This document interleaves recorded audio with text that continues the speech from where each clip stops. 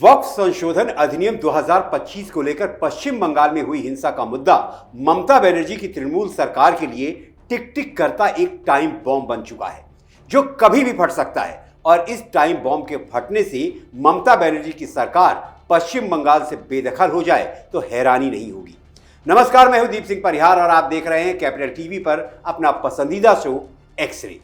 पश्चिम बंगाल में कई जिलों में हुई हिंसा ममता बनर्जी सरकार के गले के लिए फांस बन चुकी है। हिंसा का यह मामला कोलकाता हाई कोर्ट से लेकर सुप्रीम कोर्ट तक पहुंच चुका है, बल्कि आज सुप्रीम कोर्ट में सुनवाई भी हुई। दरअसल सुप्रीम कोर्ट में एक याचिका दाखिल की गई जिसमें पश्चिम बंगाल में राष्ट्रपति शासन लागू करने की मांग की गई। वकील विष्णु शंकर जैन ने याचिकाकर्ता की तरफ से कोर्ट में दलीलें पेश की। विष्णु शंकर जैन ने जस्टिस बी.आर. गवई और जस्टिस ऑगस्टीन जॉर्ज मसीह की बेंच के समक्ष ये याचिका प्रस्तुत की।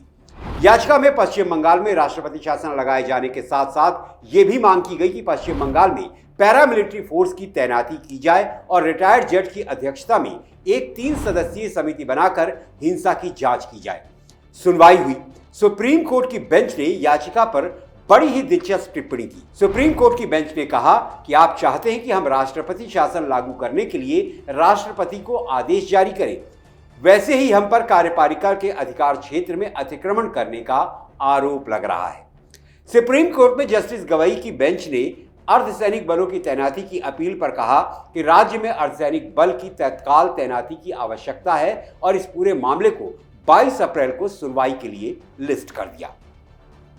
अब आप सोच रहे होंगे कि सुप्रीम कोर्ट की बेंच ने ऐसा क्यों कहा कि वैसे ही हम पर कार्यपालिका के अधिकार क्षेत्र में अतिक्रमण करने का आरोप लग रहा है।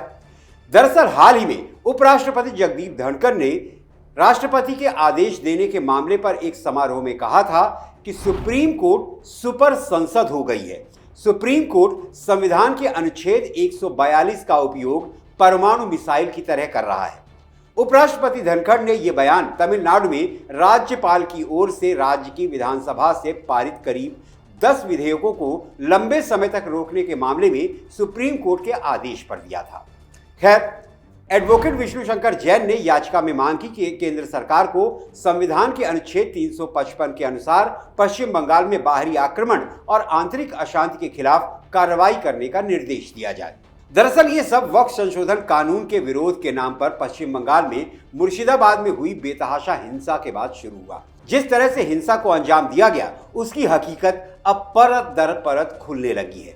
राष्ट्रीय महिला आयोग और पश्चिम बंगाल के राज्यपाल सी.वी. आनंद बोस ने हिंसाग्रस्त इलाकों का दौरा किया, हिंसा प्रभावित लोगों से मुलाकात की, जिसके बाद पश्चिम बंगाल में हिंसक वारदातों की भयानकता सामने आई। ये पहली बार नहीं है जब ममता बनर्जी के शासनकाल में पश्चिम बंगाल में ऐसी हिंसक घटनाएं हुई हैं, लेकिन अब की बार मामला बहुत ही भयानक है और ममता बनर्जी की सरकार अपनी जिम्मेदारियों से मुंह नहीं मोड़ सकती। हालात ऐसे हो गए हैं कि सूबे में रहने वाले अपना ही घर बार छोड़कर शरणार्थियों का जीवन बसर कर रहे हैं। ममता सरकार मुर्शिदाबाद में धधक रही हिंसा की आग को रोकने में पूरी तरह नाकाम साबित हुई। और तो और ममता बनर्जी सरकार ने राज्यपाल बोस को सलाह दी कि कानून व्यवस्था का हाल ऐसा है कि आप दंगा पीड़ितों से मुलाकात करने ना जाएं।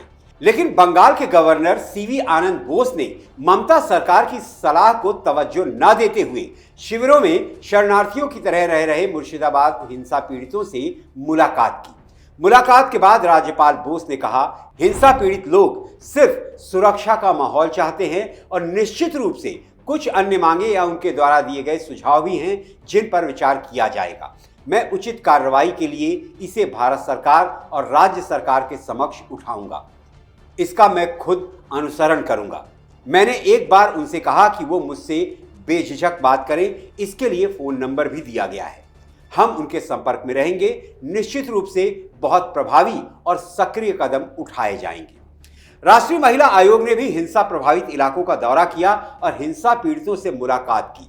मुर्शिदाबाद में हुई हिंसा के बाद का जो हाल एनसीडब्ल्यू की चेयरपर्सन विजया रहाटकर ने महिलाओं पर हुए अत्याचार का बयां किया, वो वाकई दर्दनाक है। 11 अप्रैल को हिंसा में मारे गए पिता पुत्र के परिवार वालों से मुलाकात के बाद एनसीडब्ल्यू की चेयरपर्सन ने कहा, उनके पास इतना दर्द है, मैं अभी निशब्द हूं, मेरे पास अभी शब्द नहीं है उनका दर्द बयां करने के लिए। पीड़ितों से मुलाकात के बाद राष्ट्रीय महिला आयोग की सदस्य अर्चना मजूमदार ने कहा भयंकर, किसी महिला का पति गया, कुछ ने अपने बेटे खो दिए, उनको घर से खींचकर उनको कसाई की तरह काट दिया गया। ये भयानक है। मुझे नहीं पता कि ऐसी घटनाएं पश्चिम बंगाल में पहले भी हुई हैं। हम ये सब कुछ पहली बार देख रहे हैं। ये मंजूर नहीं है। ममता बनर्जी की राज्य सरकार को इसकी जिम्मेदारी लेनी होगी। बंगाल में राष्ट्रपति शासन लगाने की मांग को गलत नहीं ठहराया जा सकता। जिस प्रकार ममता बनर्जी सरकार कानून व्यवस्था को बनाए रखने में नाकाम हुई है, उसका इलाज तो यही है। बंगाल में ममता बनर्जी सरकार और खुद मुख्यमंत्री ममता बनर्जी मुर्शिदाबाद हिंसा को साजिश बताने में लगी रही हैं। राजनीतिक खेल खेलती रही, कहती रही कि हिंसा के पीछे बीजेपी की साजिश है। लेकिन सच ये है कि वक्फ संशोधन अधिनियम 2025 को लेकर खुद ममता बनर्जी ने ऐसे बयान दिए जिस पर सवाल उठ रहे हैं। जैसे कि उन्होंने कहा था कि चाहे मुझे गोली मार दो, लेकिन मैं पश्चिम बंगाल में वक्फ अधिनियम 2025 लागू नहीं होने दूंगी।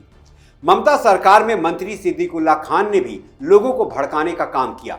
उन्होंने कहा था कि ज्यादा से ज्यादा लोगों को इकट्ठा करके कोलकाता शहर को जाम कर दिया जाए। और अगर ममता बनर्जी ये कहती हैं कि हिंसा को भड़काने में कोई साजिश थी, तो उसका पता लगाना और हिंसा को रोकने की जिम्मेदारी भी ममता सरकार की ही थी। वो लंबे समय से पश्चिम बंगाल में राज कर रही हैं, तो उन्हें इस बात का जवाब देना ही होगा कि बहुसंख्यक हिंदुओं के खिलाफ ऐसी सांप्रदायिक हिंसा कैसे हुई कि उन्हें अपना घर बार छोड़ना पड़ा।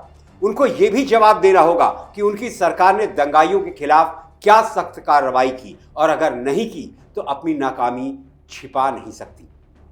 ऐसे ही हालातों के मद्देनजर सुप्रीम कोर्ट में याचिका दाखिल की गई कि पश्चिम बंगाल में राष्ट्रपति शासन लगाया जाए, और एडवोकेट शशांक शेखर झा ने सुप्रीम कोर्ट में याचिका दाखिल की और मांग की कि मुर्शिदाबाद में हुई हिंसा की जांच कोर्ट की निगरानी में करवाई जाए और एक 5 सदस्यीय न्यायिक जांच आयोग का गठन किया जाए, जिसकी अगुवाई सुप्रीम कोर्ट के रिटायर्ड जज करें।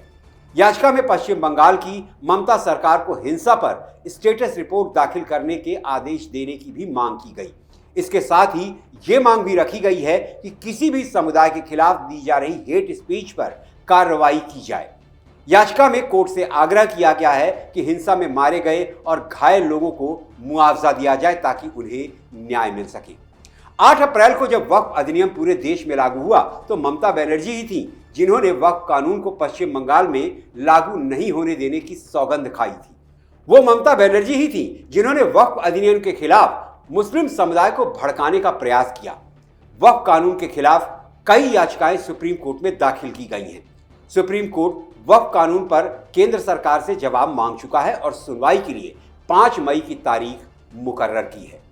सुप्रीम कोर्ट ने शशांक शेखर झा की याचिकाओं में संशोधन करने का कल तक का समय दिया है। सुप्रीम कोर्ट की बेंच कल फिर इस मामले में सुनवाई करेगी। लेकिन इन सब के बीच एक बात तो तय है कि ममता बनर्जी की सरकार के दामन पर हिंसा का जो दाग लगा है, उसका साफ होना बहुत ही मुश्किल है।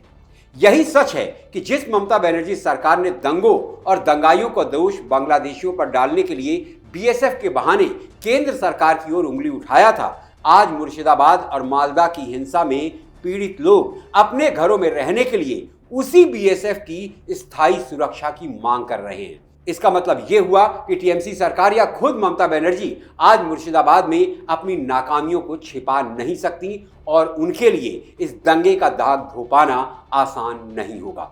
इस बारे में आपकी क्या राय है, कमेंट बॉक्स में लिखिए। रिपोर्ट आपको कैसी लगी, ये भी कमेंट बॉक्स में लिखिए। अच्छी लगी तो दोस्तों और परिवार के साथ शेयर कीजिए और हमारा हौसला बढ़ाइए। कैपिटल टीवी को सब्सक्राइब कीजिए और आज के लिए मुझे इजाजत दीजिए। अगली एक्सरे रिपोर्ट के साथ आपसे फिर मुलाकात होगी। तब तक आप अपना ख्याल रखें, स्वस्थ रहें, सुरक्षित रहें। जय हिंद, जय भारत।